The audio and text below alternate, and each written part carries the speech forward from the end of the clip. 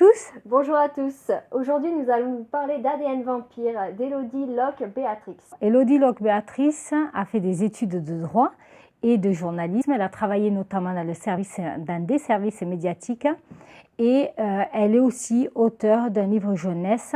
ADN 21, c'est une nouvelle génération de vampires et on va retrouver comme personnage principal Carmine.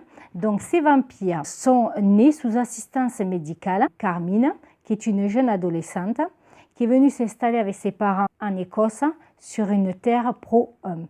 Alors, c'est des gens qui ne veulent pas vivre comme des monstres, ils s'alimentent principalement de sang synthétique et de sang animal.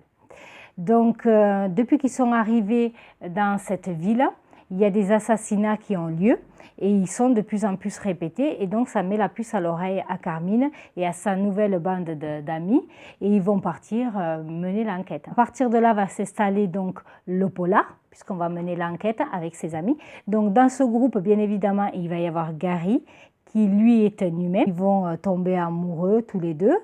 Et donc, on va avoir des situations plus ou moins loufoques. Beaucoup de nouveautés dans ce registre vampirique.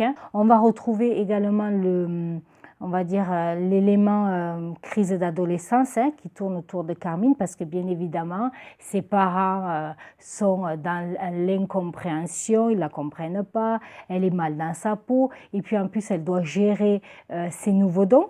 Plein de petits rappels humains, mais dans lequel on a greffé le côté fantastique pour justement donner un peu plus de peps à l'histoire. C'est une lecture entraînante, adolescente, et c'est vrai que c'était super intéressant. Donc là, c'est le premier tome. Le second tome est en écriture, donc je pense qu'on l'aura l'année prochaine.